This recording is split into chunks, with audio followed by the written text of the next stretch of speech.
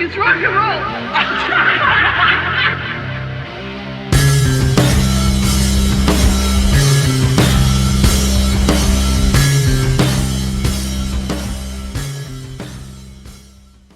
Welcome to the Look It's Rock and Roll podcast. I'm your host, Julian Gill. Today I'm going to be talking with Mark Anthony Kay, one half of the Dark Monarchy project, about their new release, which is Chiaroscuro, which is a hell of a word, and Mark will tell you all about that in a moment. But it was released October the 31st, digitally via Bandcamp, so you can find the Dark Monarchy there.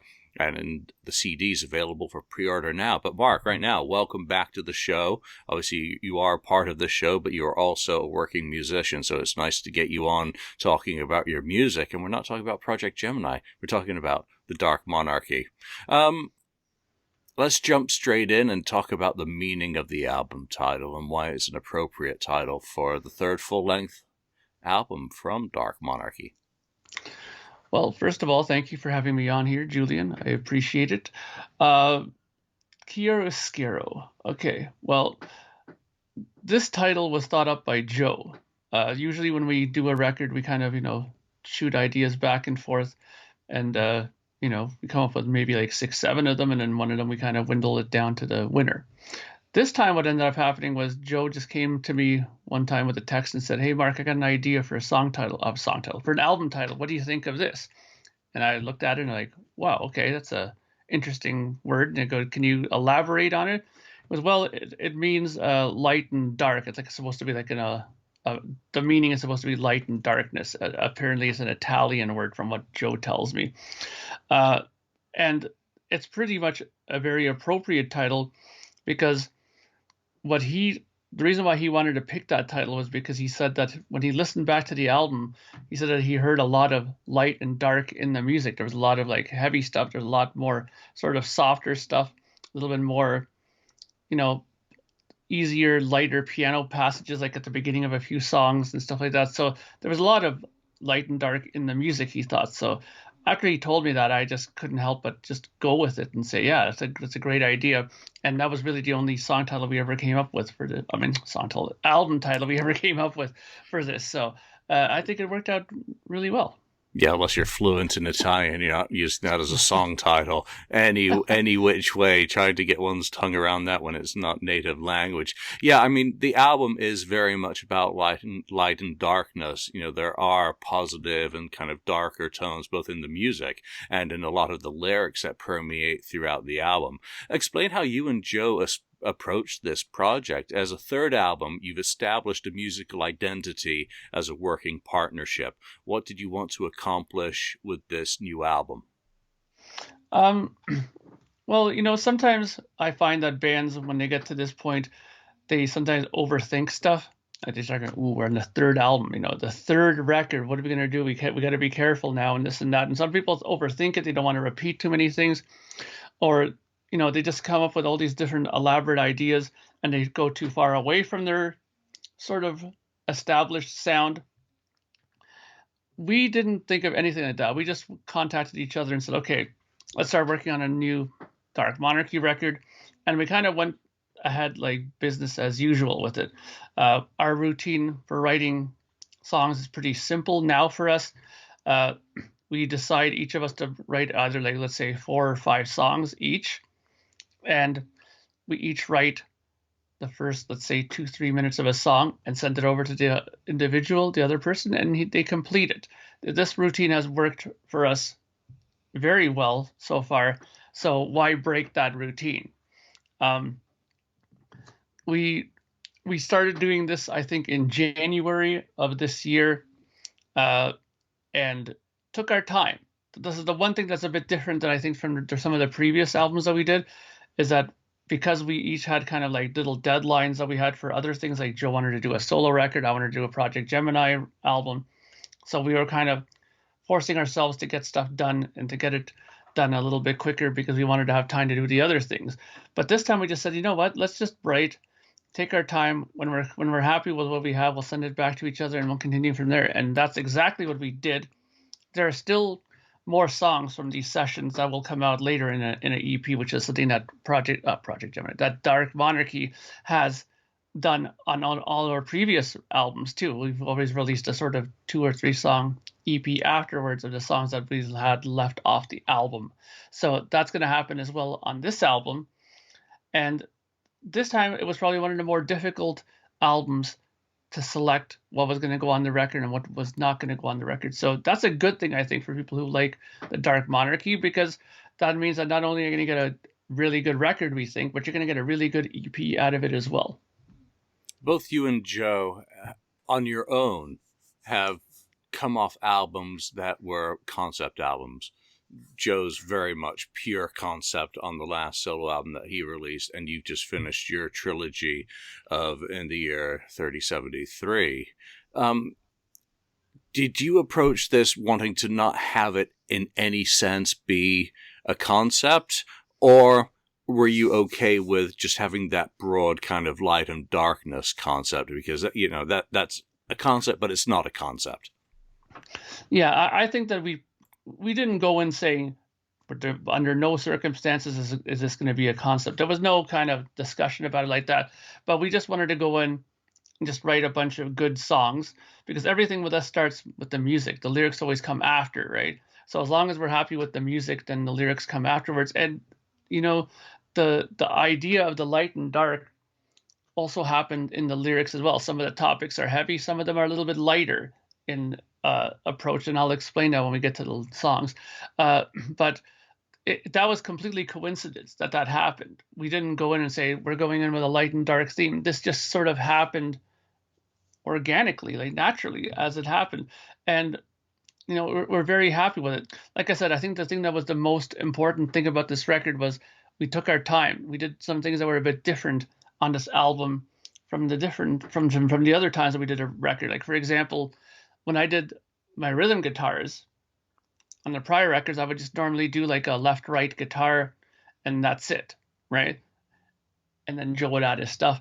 This time, I wanted to really put more emphasis on a more solid rhythm guitar sound. So I did a left and right guitar and then another set of left and right with completely different tones, and sort of blended the left and right that way, right?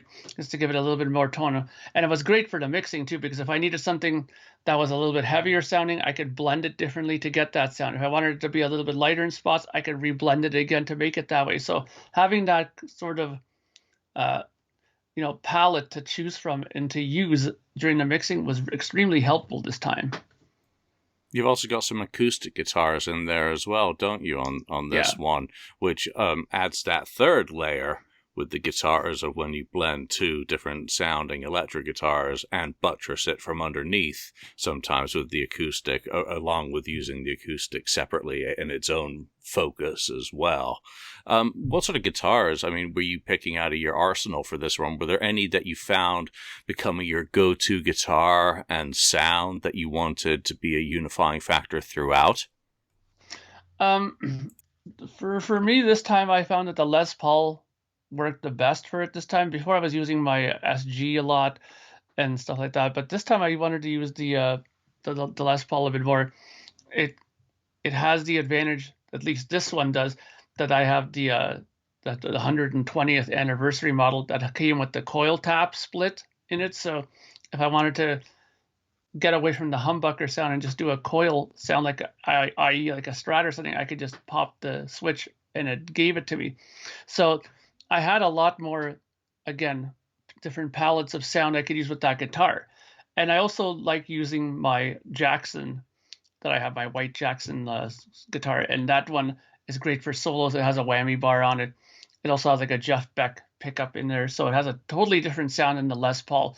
And I love Alex Lifeson. So for soloing, I love using the whammy bar like how he does and stuff like that. And those kind of suspended sort of notations that he does. So I really use those two a lot. I relied on them a lot. And I have one acoustic guitar, which is my Yamaha guitar, and I've loved that guitar ever since I discovered that guitar, because it's not one of these guitars that costs like $2,000 to buy. You can go to any real music store and you can buy this for between, I think it's $300 and $500, and it just sounds fantastic. It has a plug-in pickup if you need it, but I never do that. I don't know if you can see it, but I have a microphone right over there on that stand, and it's like a it's like a copy of a U47 microphone, and I used that to record the acoustic guitar rather than plug in, and that made a lot of difference as well, because you got a lot more of the woody tone from it. It isn't so in your face. When you have a microphone, you got a little bit of the room in there as well, right? So it really helped with getting this out. I mean, you know me, I'm kind of one of these guys who likes fiddling with stuff. I'm a bit of a gear geek and a studio geek kind of guy. So every time I approach a new album, I'm always like, ooh, what am I going to do this time to do something different or something new this time? So I always try to experiment a little, new microphone placements, different settings. Oh, let me use a compressor this time going into record and not. I mean, for example, like my favorite producer in the world, Mr. Ezrin there, he likes to record stuff and commit stuff to tape, or for example, to digital, and not add it later, which I think is a very daring thing to do, because once you have it on there, you're committed to it. But I decided to do that with some of the sounds as far as compression and EQ. I used to do it where I would just record everything kind of just blank and neutral and add everything after. But this time I wanted to go for a specific sound, because in my head, I heard the acoustic guitar sounding a certain way.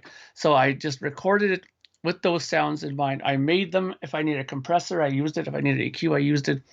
And I committed to those sounds and put them there. And it worked a lot better, because then when I was mixing, I didn't have to sit there and start going, okay, well, now I got to try to do this to it and this. It was just there, and all I had to do is just adjust the volume, and that was it. With Ezra, and there's an obduracy of intent of when it's committed to tape or digital, it is how it is, and it is fixed in time and place, because when you've got everything spread out through however many tracks, you've got all the room in the world to play and go back and rethink it. But if it's on a single audio stream, that's it. That is how it is forever and ever. So it is ballsy, very ballsy when he does that. What I like, you're talking about the mic and the placement of it for the acoustics, is the X factor, that ambiance in the room, air. You're recording air in essence, and you can't get that digitally. I mean, the digital, when you plug in an acoustic and capture it that way, you're getting a different sound and a different purpose. But the air really does tend and lead to it as well. And when you pick up some of the little elements of picking coming across, it does change the character and dynamic. Let's talk about some of these songs. Number one, you lead off with Fragile, and it starts the album off with a beautiful piano intro. It's got Joe on the verses, you on the chorus. It's kind of melancholy. What stood out for me on this was the pulsing bass kind of driving this one around. That's very critical foundationally to this song in particular. Tell us about Fragile. Well, Fragile was one of the first songs that we wrote. I think, in fact, it was the first song that we wrote. And usually the first song is very important, because we kind of get the feel of how the record's going to be based on that, because whether or not, people believe this or not, you're very much influenced by what's going on around you at the time when you write a song, whether it's what you're listening to or what's happening to you in the world around you. And that's why sometimes records sound so vastly different for musicians, because things that are happening to them change from time to time. Now, this song is about, lyrically, now Joe wrote the lyrics for this one. It's about, and he gave me this exact quote, so I will read it to you. Fragile is about the fragility of life, basically. A lot of it was based around the losing of my friend Mike, and I was recently having weird dreams about him recently. So, there you have it. It's the fragility of life that he talked about in the lyrics.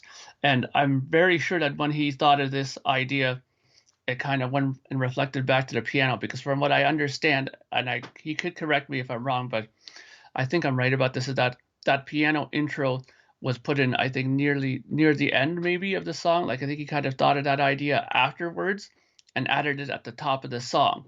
And it very much gives you that kind of, like you said, melancholy feel to it. And, when you start having dreams about lost friends and stuff like that, you can kind of project that with that piano playing in there. Yeah, and it's melancholy without being dark, without being depressing, which is an important thing, because we all experience losses in our lives, and it's just part of our life journey, and to, kind of have the closing of the eyes looking back. But you and he, blend very well on that. Do you find yourself, now that you're 3 albums in, slipping into particular roles?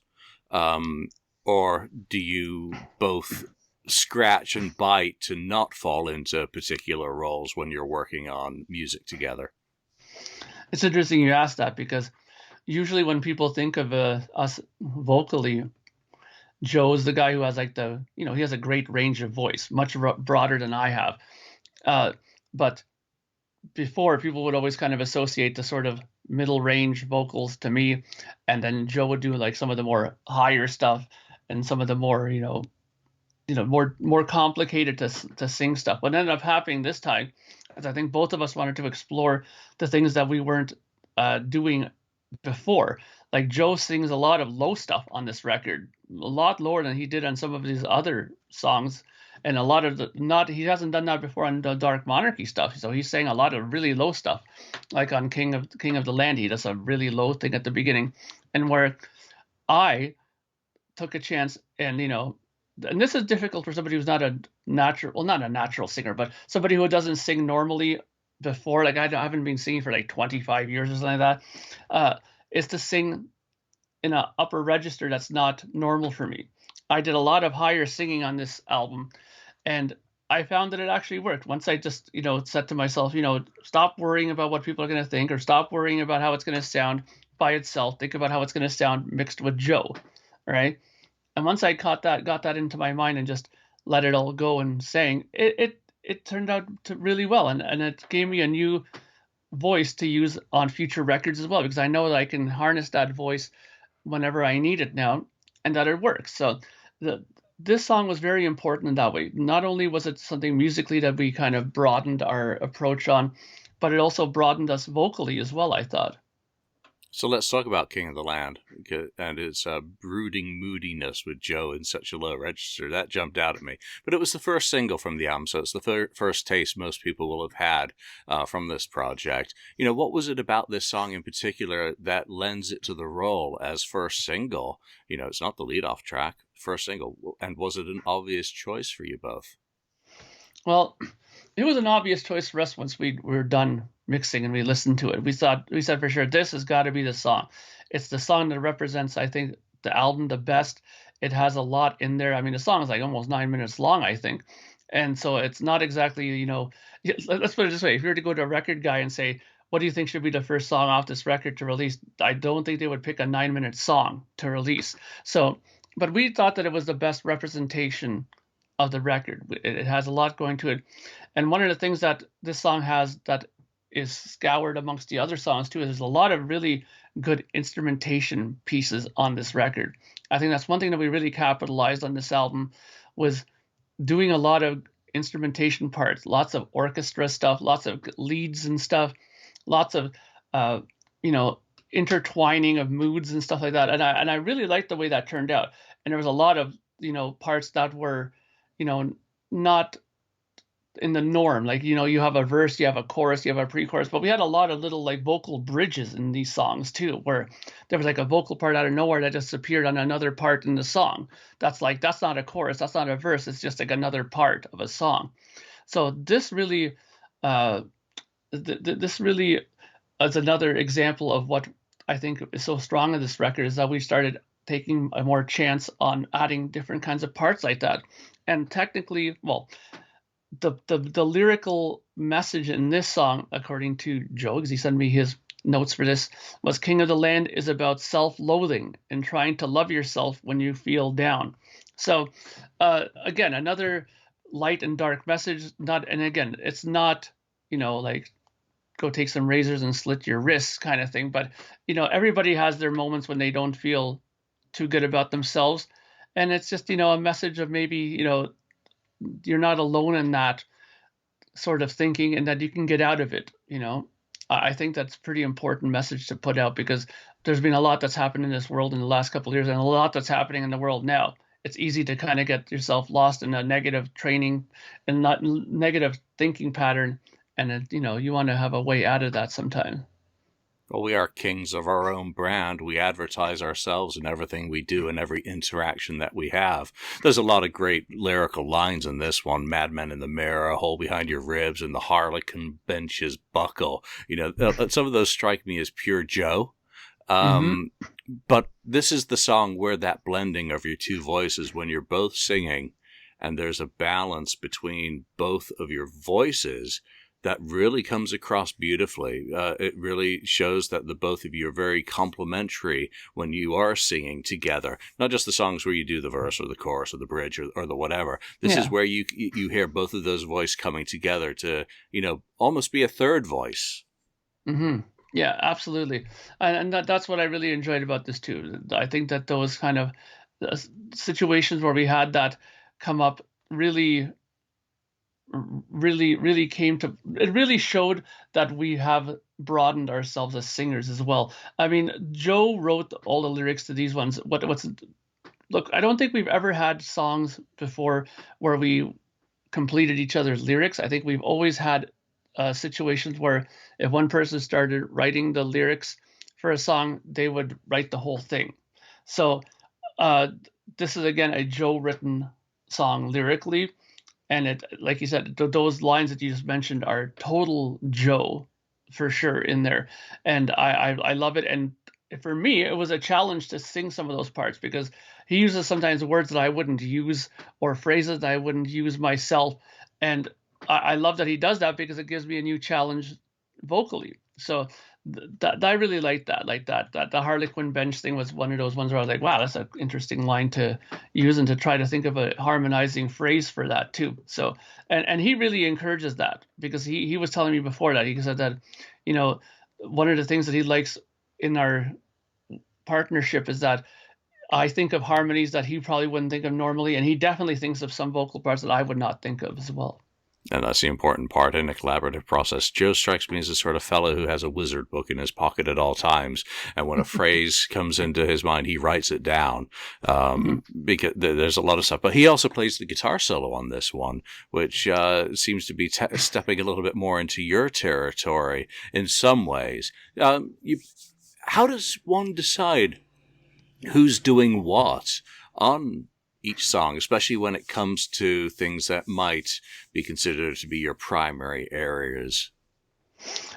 Well, this was my idea actually, because I was talking to him when we were like about middle of recording, and I said to him, I go, look, I'm going to maybe start working on some solos. I go, do you want this time to play some solos on the record? And he kind of stopped for a minute and said to me, this is kind of your area, isn't it? I don't want to step on your toes. I go, no, no, no. I go, if you can think of a guitar solo, or if you have an idea of a solo that you hear in your mind for the song, and you think that it would be strong, then tell me, and I'll let you. We'll do it that way. And that was one of the songs that he completely did all the guitar solos for. And I think that it was a good idea to do it because it adds, again, a different element to our music, because up to that point, he hadn't done any guitar solos on our songs at all. And I mean, he does play guitar on his own music, so he's a competent guitar player and very good. He has a great sense of melody. He has good technique too. And not only is he a brilliant bass player, but it's fantastic to know that if I ever get stuck on a lead, or if I have an idea that's not going too good and I want something else in there, that I can always just turn around and say, hey Joe, how about you do the solo for this one? Yeah, and again, it changes the dynamics because it's got a different sound and feel to it, so it Mm-hmm. brings a different ingredient and flavor in. Traveler's Tale, tell us about that one. That was lyrically all me, and vocally it's pretty much all me as well.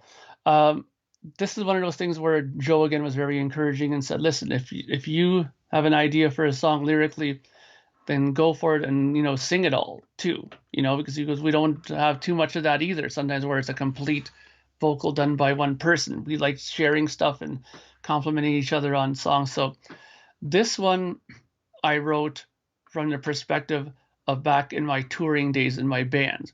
That one part of the song where he said, where I write in there, I'm trying to remember the lines off, about people going around and not noticing all the things that we've done in the world, like the buildings reaching to the sky, and the freeways built 6 car lanes wide and stuff like that. Like, I find that people go through life not realizing sometimes how fantastic this world is and how we've built it and some of the wonders that we've done in here. I mean, that's one of the first things I noticed when I was touring with my bands was I discovered Canada in a way that I never knew it before. And I discovered America in a way that I never knew it before, in Europe, because when you're traveling, you have time to look around and see things, that you probably didn't know, or you only just saw through television.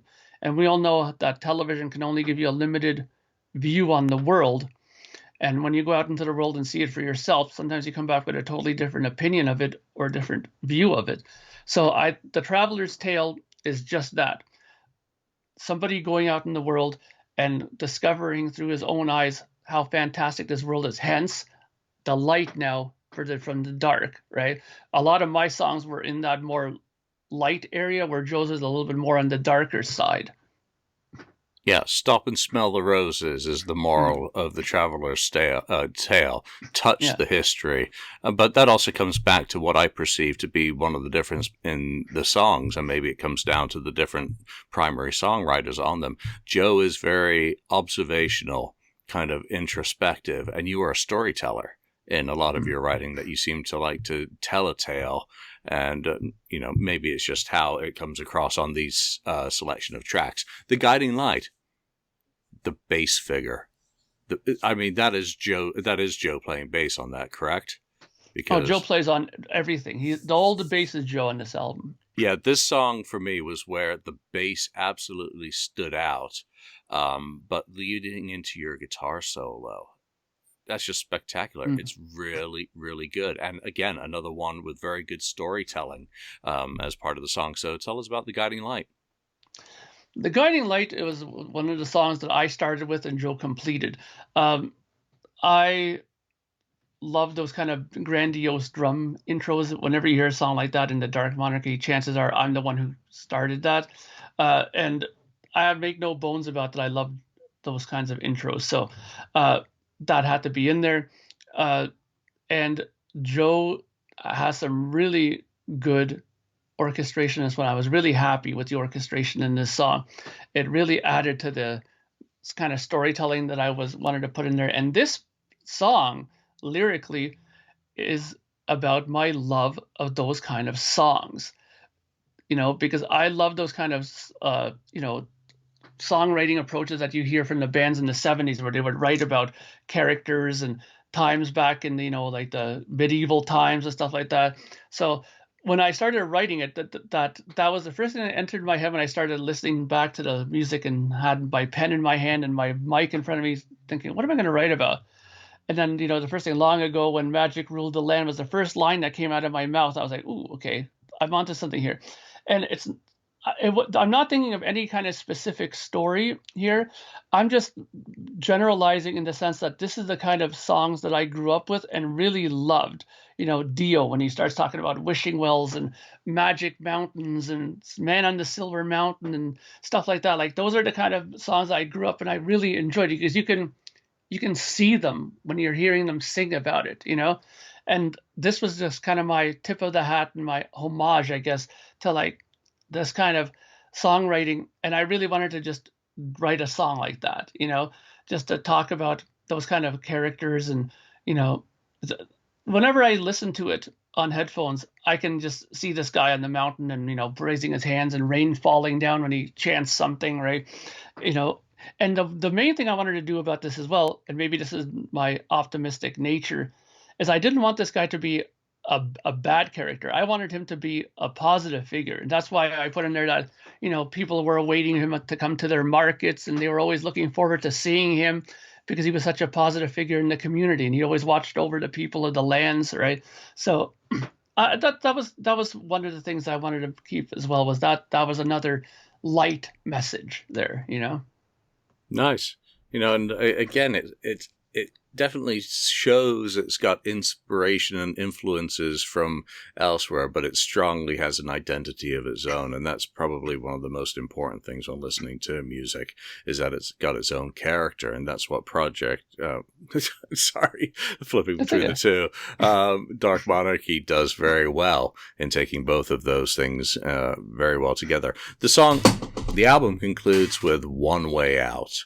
Great closing track, very perfect sequenced. Why don't you let us know about One Way Out? This one I really like. This is one of Joe's songs that he started off with, and that intro at the beginning. I'll never forget when I downloaded his pieces when he sent them to me, and that do do do do do do do do do do do at the top there. I was like, ooh, this is kind of cool, because he had a really nice clean guitar sound for that when he sent it to me. I was like, I gotta recreate that, and I did my best to make it exactly as he kind of sent it.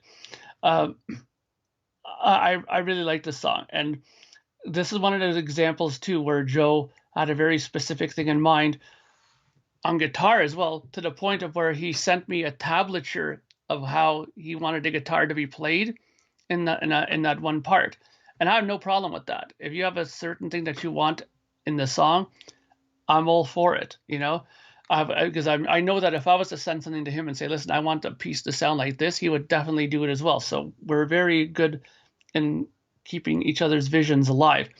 I love it. It's so catchy. The verse parts are really good. Again, the solo sections are fantastic. And one of the things I think that Joe did brilliantly well on this was the idea of how we constructed the ending, how it dropped back to that beginning, and it started to kind of slow down and morph out into that really odd piano, the children's piano thing almost at the end. And it just slowed right down, almost like a little tip of the hat to the 1974 version of Black Diamond, where it kind of slows down and slows right down. But we didn't drag it out as long as they did on the Kiss album. But I really, really like that sort of ending to it. And lyrically, this is Joe again. Lyrically, this is Joe. This is Yeah. totally Joe. You could tell that from We Sell Our Houses Just to Fill Our Cars, all throughout it, big wigs, commercial suits. I mean, it really is, again, from my perception, coming straight out of his wheelhouse. And I can't wait to see what he's writing next year after this winter in the UK. Yeah, because basically all he sent me when I asked him just to give me a little bit about each song, he said, One Way Out is just about the way the world is. Shit, basically. So there you have it. Very simple and easy to, get across message. And, you just pointed out a very important thing. When we talk about how the world around us influences us lyrically and musically, Joe's going through a period there where it's probably difficult with the Brexit situation and with, just the way things are in England in general. I mean, another friend of ours that we have, a mutual friend, me and you, is David Donnelly. And I was just the other day talking with him on Skype, and he was telling me about how Brexit has really screwed up things for musicians there, how you're only allowed to work. They can't tour.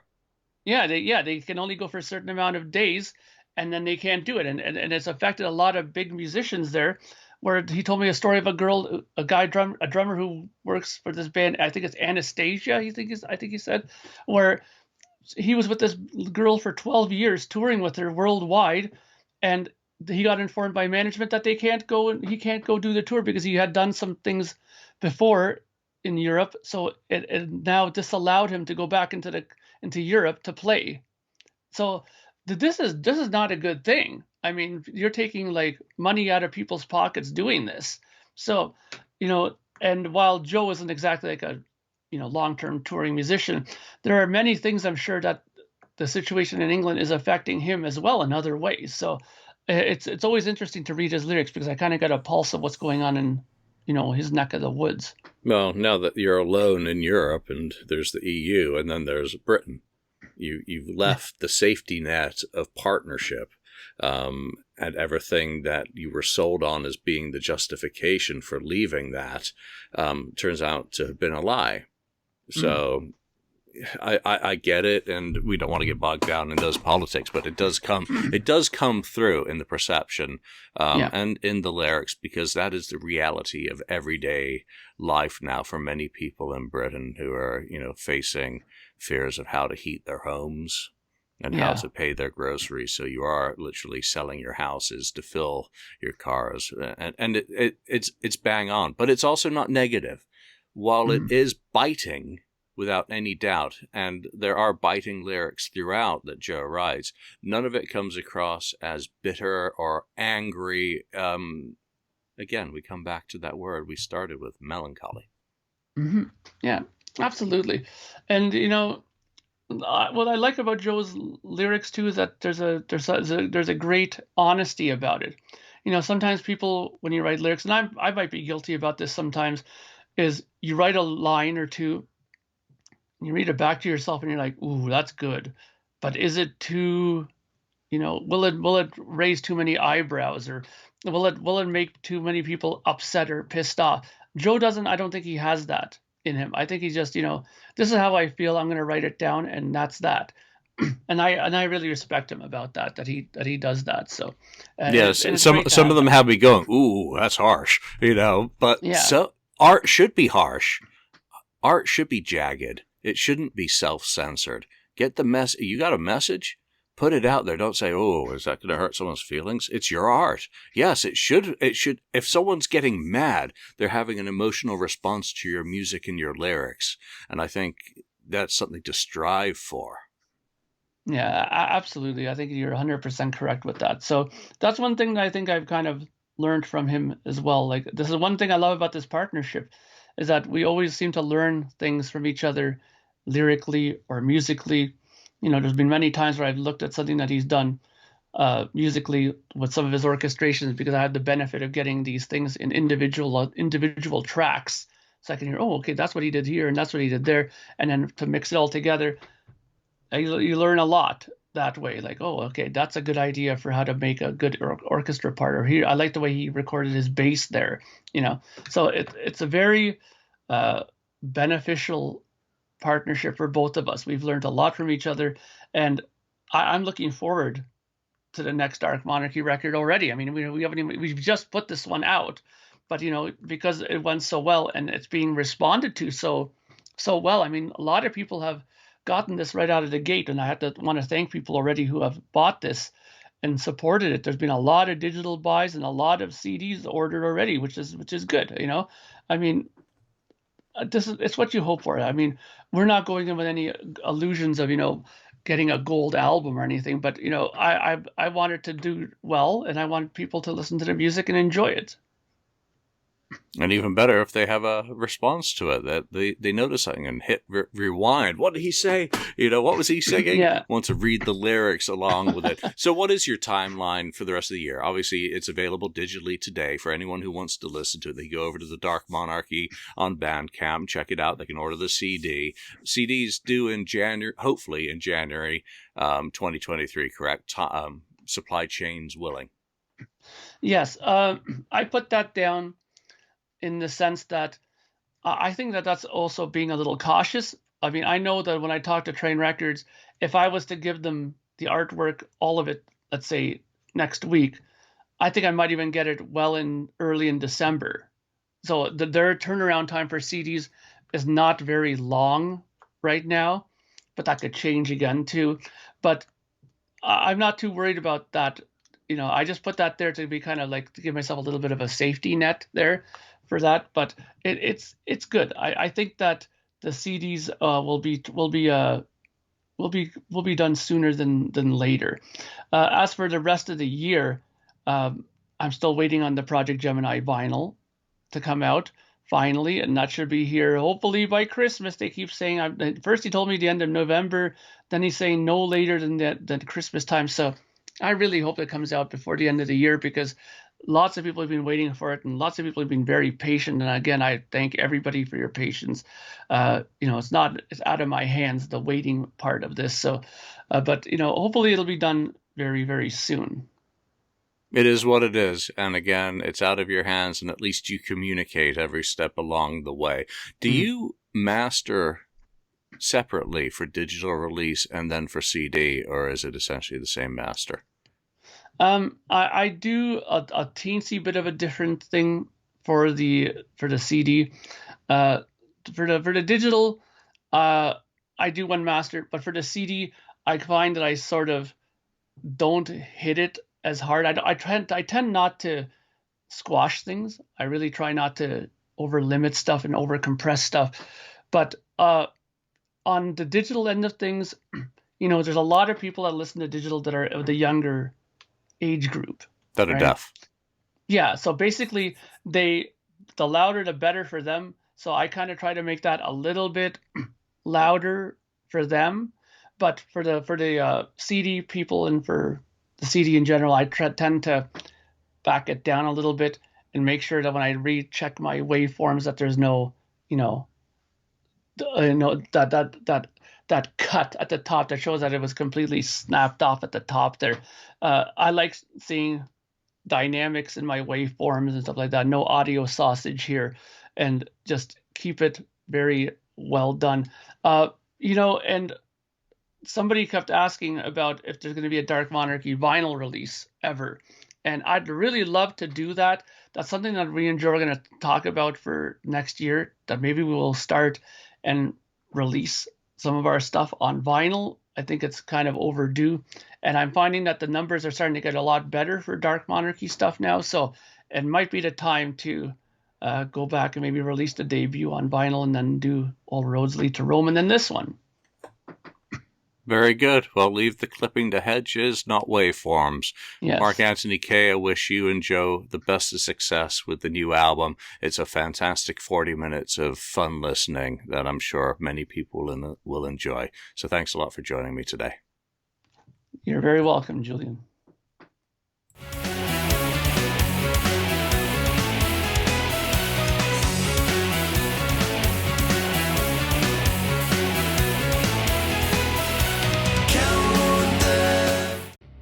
Thank you for watching or listening to this episode. Be sure to subscribe to us, like us, or even leave us a review. You can find us and join the conversation on Facebook.